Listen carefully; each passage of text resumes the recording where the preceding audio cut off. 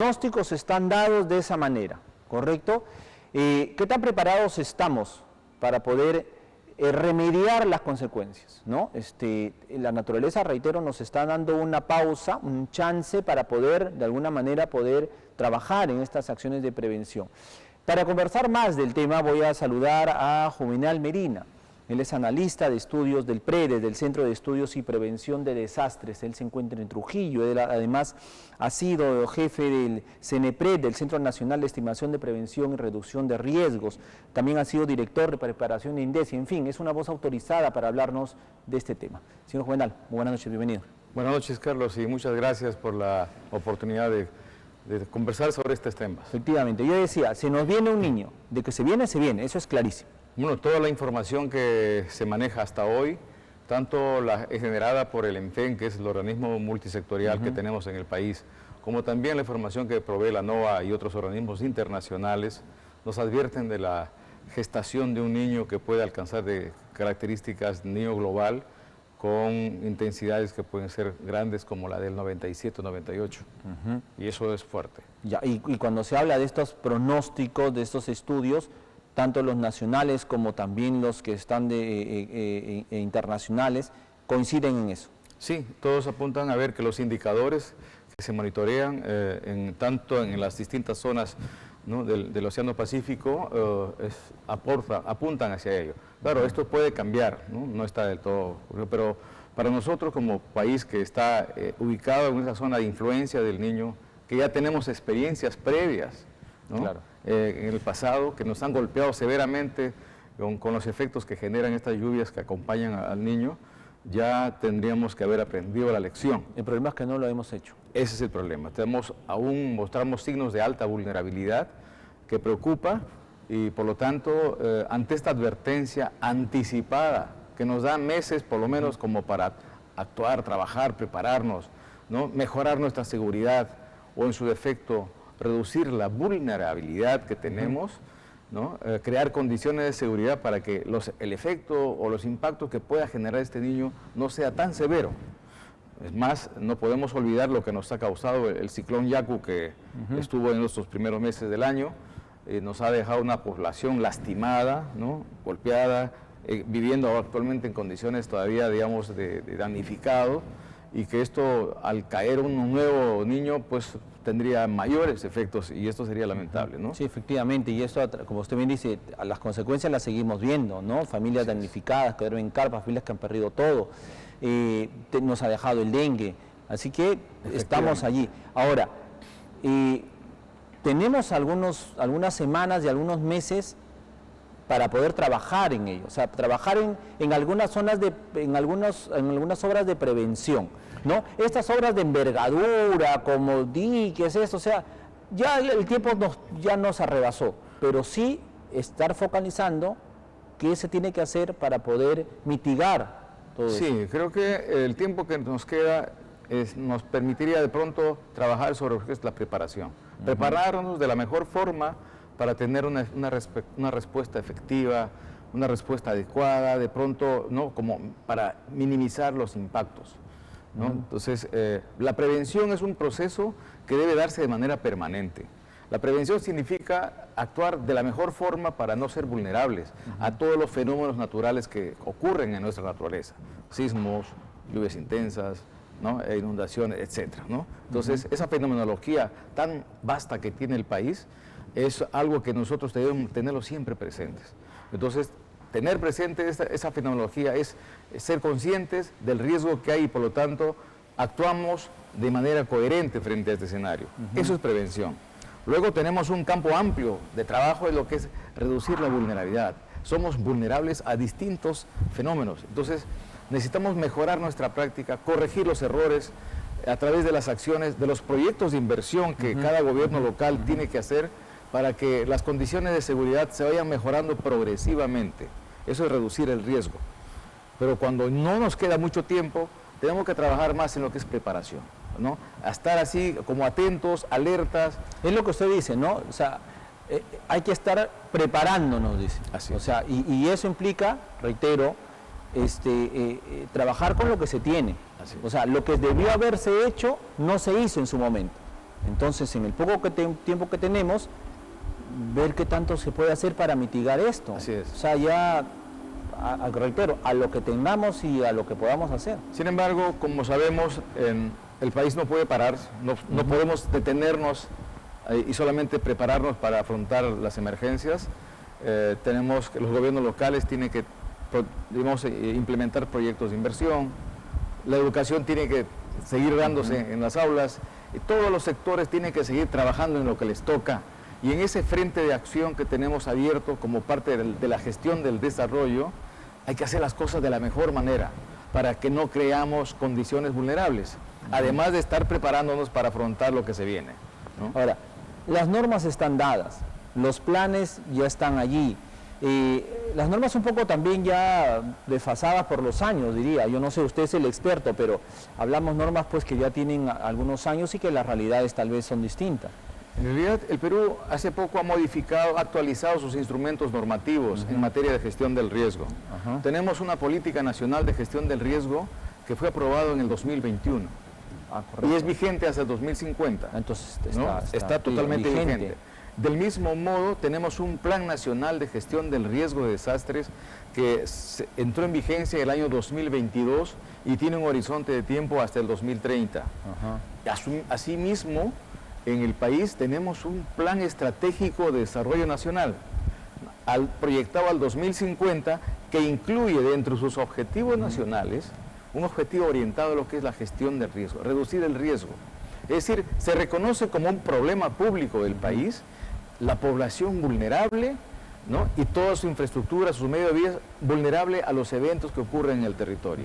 Entonces, frente a ese problema público, lo que nos toca como Estado, como sociedad, es actuar de manera coherente, planificando bien las cosas. Por eso este evento que tenemos en el marco de este primer encuentro nacional que tiene los colegios, los consejos departamentales del Colegio de Ingenieros acá en Trujillo, tiene esa finalidad, ¿no? De alguna manera, a través de la gestión del riesgo, ¿no? Gestar las condiciones de desarrollo planificado, seguro, sostenible, sustentable, porque el Perú necesita trabajar así, no podemos improvisar las cosas. Entonces, por eso el Colegio de Ingenieros se suma a través del capital humano que tiene cada consejo departamental para ayudar, para colaborar con el Estado desde la sociedad civil, porque el Colegio de Ingenieros es un gremio de la sociedad civil, ¿no? Pero que reúne un capital humano valioso, y en ese sentido es que estamos promoviendo una agenda de trabajo que ha de servir para orientar y acompañar la gestión del desarrollo en cada uno de los departamentos donde hay un consejo departamental del Colegio de Ingenieros. Efectivamente, Trujillo se ha convertido en la sede por 2 días, hoy y mañana, así es, justamente de analizar todo ese trabajo, toda esta gestión de riesgo que tiene que analizarse, debatirse, pero sobre todo sacar propuestas interesantes, ¿verdad? Exactamente. Está el norte reunido acá. Está el norte en pleno, norte-nororiente. Como le digo, son 9 departamentos del Perú, el norte y nororiente del Perú, a través de sus consejos departamentales del Colegio de Ingenieros, que están compartiendo información muy valiosa, preparando una agenda de trabajo que ha de orientar sus acciones para este año que viene, pero también siendo una experiencia piloto importante que ha tenido esta iniciativa del Consejo Departamental de la Libertad. Nosotros, como parte del Colegio de Ingenieros a nivel nacional, somos parte del Consejo de la Comisión Nacional de Gestión de Riesgo del Colegio de Ingenieros. Estamos viendo con buenos ojos y nos interesa mucho que esta iniciativa se lleve a cabo en todo el Perú. Entonces, porque vemos que tenemos que hablar el mismo lenguaje. El Colegio de Ingenieros, como gremio nacional, tiene esta intención de tener una agenda de trabajo abierta en gestión del riesgo de desastre. No ser un espectador pasivo, sino ser un actor que contribuya de manera efectiva con la gestión del riesgo de desastres desde las distintas disciplinas, desde los distintos, digamos, capítulos que hay en el Colegio de Ingenieros, donde se congregan los profesionales que tiene el país. Y lo importante es que un Colegio de Ingenieros, que si bien es cierto, vela por sus agremiados, también está abierto a lo que ocurre en la sociedad, lo que ocurre en la comunidad, ¿no? Y estar atento a lo que se necesita. Ahora, en este encuentro se ha convocado no solamente a los decanos o a los representantes de los colegios de ingenieros, sino INDECI, CENAMI, defensa civil, o sea, están todos los actores que tienen que ver justamente con la gestión de riesgos. Así es, con la gestión del riesgo y con el desarrollo. Hoy hemos tenido, por ejemplo, la participación de Sedalip, de Hidrandina, ¿no? Además de los representantes del Colegio de Ingenieros de San Martín. Estuvo también, digamos, una interesante ponencia que hizo el ingeniero José Vélez sobre el riesgo que implica la laguna Palcacocha, que está en Huaraz, pero que lo que sucede a esta laguna contribuye con lo que puede pasarle al río Santa. Y el río Santa es el principal elemento, digamos, que aporta con agua para todo este sistema de irrigación Chavimochi.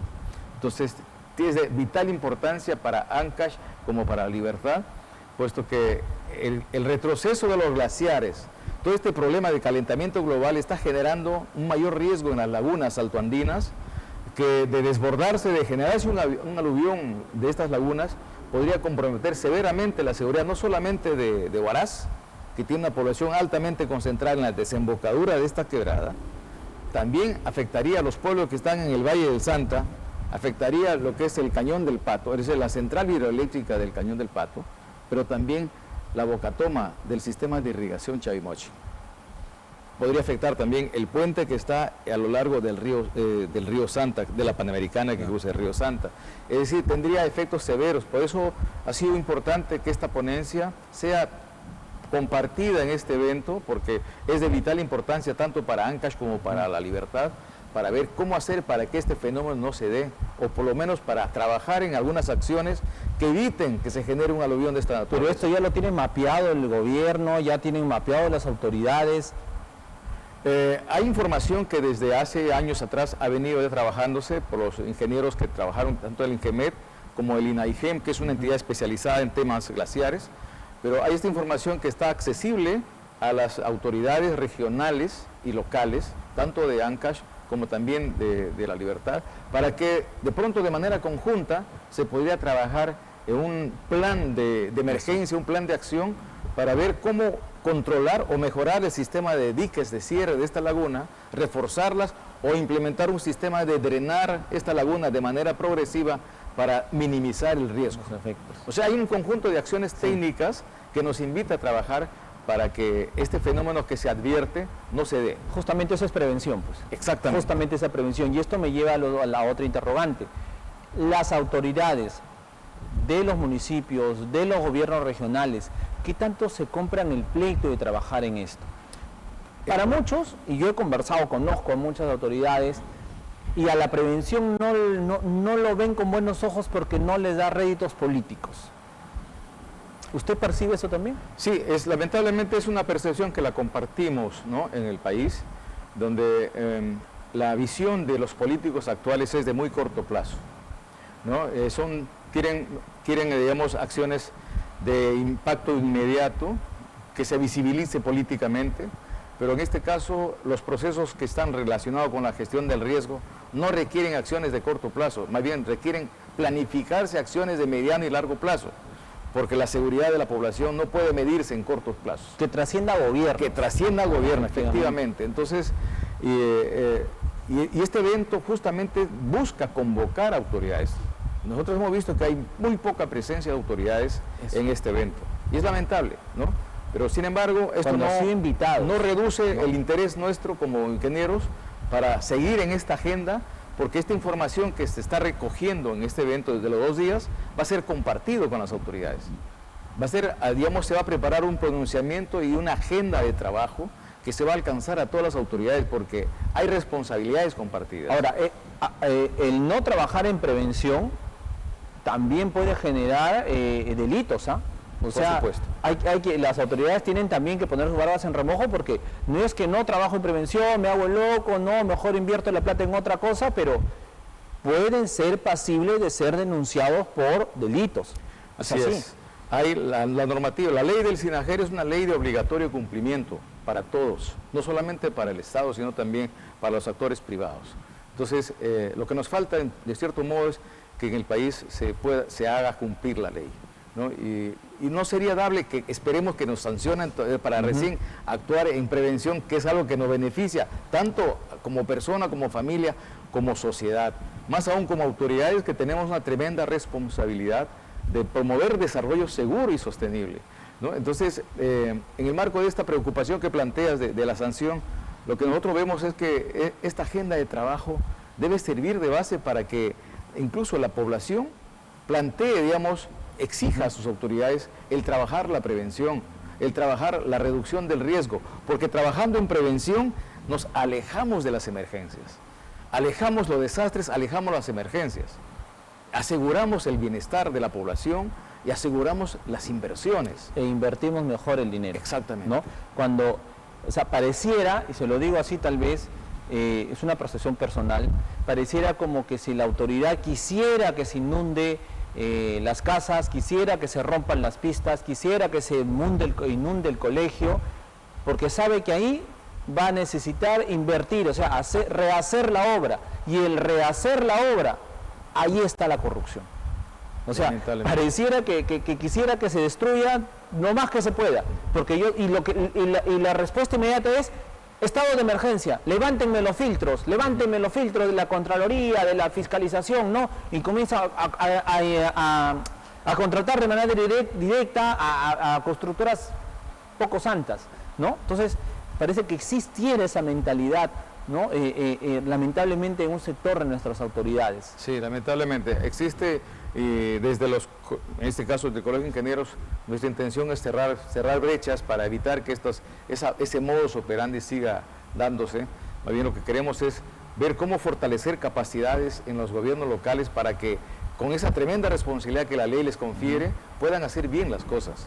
Nosotros creemos que la reconstrucción que espera el norte, después del Yacu, o la reconstrucción después del Niño Costero, que aún está en proceso, requiere un trabajo articulado desde el gobierno nacional, regional y local. No es una tarea del gobierno nacional solamente.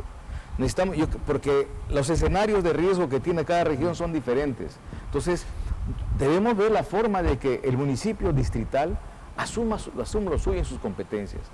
Entonces, si bien hoy se dice que tiene muy poca capacidad, creemos que eso es algo que se puede superar, se puede mejorar, para no estar pensando que se crean nuevas instancias, ¿no? Como la Autoridad para la Reconstrucción con Cambio, teniendo instancias ya establecidas tanto a nivel de gobierno regional, a nivel gobierno provincial y distrital, que pueden hacer muy bien las cosas, conocen su realidad y pudieran hacer bien las cosas. Claro, lamentablemente, y usted ha dicho algo más muy interesante, el hecho de coordinar, ¿no? Estrechar lazos con otras instancias. Pero usted vendrá después de algún tiempo a Trujillo y ha visto cómo está nuestra ciudad, ha visto la cantidad de huecos que existen, ¿no? El foro Sol TV aquí queda en pleno centro de la ciudad y sin ir muy lejos vemos cómo están las pistas, las áreas verdes, ¿no? Y acá solamente ha llovido, se lo digo a usted que viene ya de visita a este encuentro macrorregional, acá solamente llovió en marzo, solamente 4 horas. Solo 4 horas. Llovió, sí, de manera fuerte, pero solo 4 horas. Se desbordaron las quebradas, sí, un 9 de marzo. ¿Cuántas semanas han pasado? Y pareciera que el desborde fue la semana pasada. Sí, me consta. Yo estuve también cuando hubo el Niño Costero, me tocó subir, ver las quebradas tanto de León, San Ildefonso y San Carlos. Y vimos que la ciudad de Trujillo ha crecido sobre tremendos campos de arena. Son dunas de arena que el viento los ha depositado ahí, y sobre esas dunas se ha construido la ciudad, Nueva Esperanza, El Porvenir, entre otros que están subiendo a los cerros. Trujillo y demás. Exacto. Claro. Entonces, cuando vienen las lluvias, lo que hace es arena se lava y se forma el lodo que justamente concentra la quebrada. Entonces, eso es un tema que debe verse muy seriamente, porque no solamente es, digamos, el tema de que la lluvia, no es el problema de las lluvias, sino es el problema de cómo estamos ocupando el territorio sin una planificación. Cómo crecen las ciudades sin tener una mínima consideración del tipo de terreno sobre el cual se está sentando. Escuchaba en una conversación ayer, justamente decía, el desastre no nos hace el daño. O sea, el desastre de por sí, las inundaciones, los desbordes, un terremoto, no nos hace el daño. Somos nosotros que nos hacemos el daño porque construimos donde no debemos, ¿no? O sea, ubicamos nuestra vivienda en laderas de cerros, en quebradas secas. O sea, ahí ubicamos nuestra, o sea, de que se va a desbordar, una quebrada se va a desbordar, pero si ese recorrido que hace el agua estuviera limpio como debería ser, sin viviendas, simplemente miraríamos tal cual espectadores que el agua discurre y se va nuevamente al mar. Como va a ser siempre, Pero acá el agua va a discurrir siempre por donde debe ser su cauce. Exacto. Por eso, apoyándome en lo que señalas, Carlos, es que nosotros sostenemos de que los desastres no son naturales. No es el fenómeno el que causa el desastre, sino es la vulnerabilidad de la población, la mala ubicación, la mala construcción, la no planificación es la que nos hace vulnerables ante la ocurrencia de estos fenómenos que son propios de la naturaleza, que van a seguir ocurriendo como parte de la dinámica natural. Lo que nos toca es aprender y corregir los errores que hemos cometido en el pasado. Por eso la reconstrucción que nos toca hacer debe ayudarnos a corregir esos errores. Exactamente.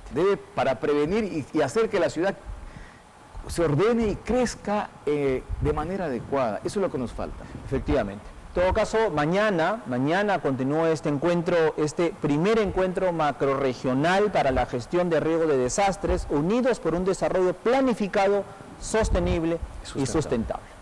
En todo caso, veremos mañana, escucharemos este pronunciamiento que haga ya el Colegio de Ingenieros de la Libertad. Señor Juvenal, le agradezco muchísimo por estar con nosotros esta noche. Muchas gracias a ti, Carlos, por esta oportunidad y gracias a Sol TV, que nos permite dialogar con la población, con la audiencia que tiene este medio. Muchísimas gracias. Juvenal Medina nos acompañó, analista de estudios del PREDE, del Centro de Estudios de Prevención de Desastres. Nos vamos a una pausa comercial y regresamos con ustedes ya para lo último del programa.